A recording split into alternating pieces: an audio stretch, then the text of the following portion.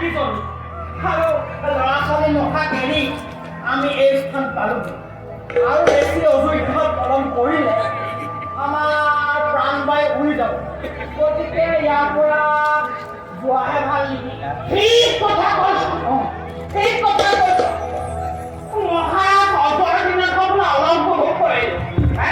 বোলে ফল মূলেই হওক মাছ কাছৰে হওক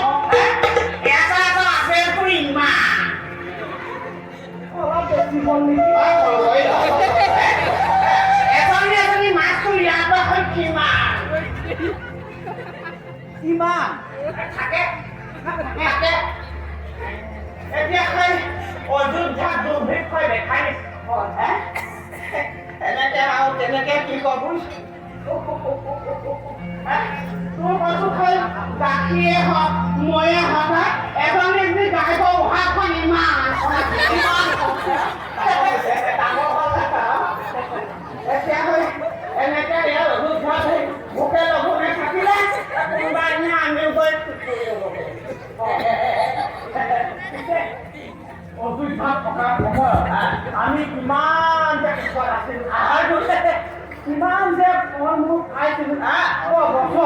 গছৰ সতেজ ফুল ছিঙি আনি খাইছিলোঁ সেইবোৰ দিন গ'ল আৰু বুজিছ মোৰ মনত পৰিলে কিবা দুখেই লাগি যায়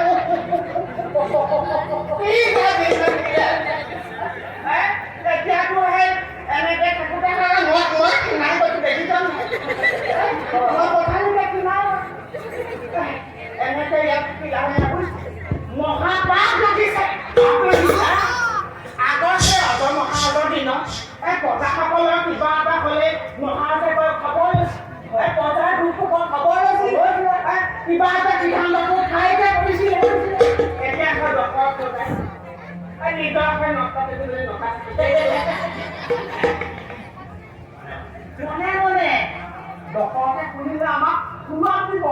শুনিলেও শুনাক শুনিলেও শুনাক মই ভাল নাপালোঁ এনেকে থাকিলে বুজিছা দেৰি হ'ব আমি কৈ পশ্চিমত থকা পৰিয়ালৰ ওচৰতে যোৱাই ভাল হেৰি নহয় তোক কিমানটা লাগে মোক একেবাৰে নাই নহয় এই ধুতিকৈ মাত্ৰ পুৰতাহে হৈছে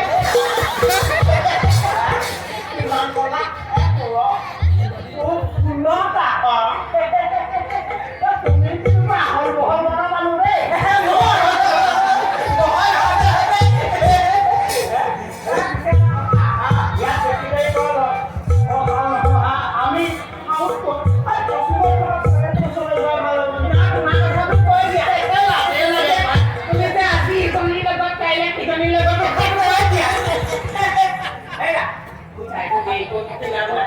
আমি কোনে কোনে যোৱাহে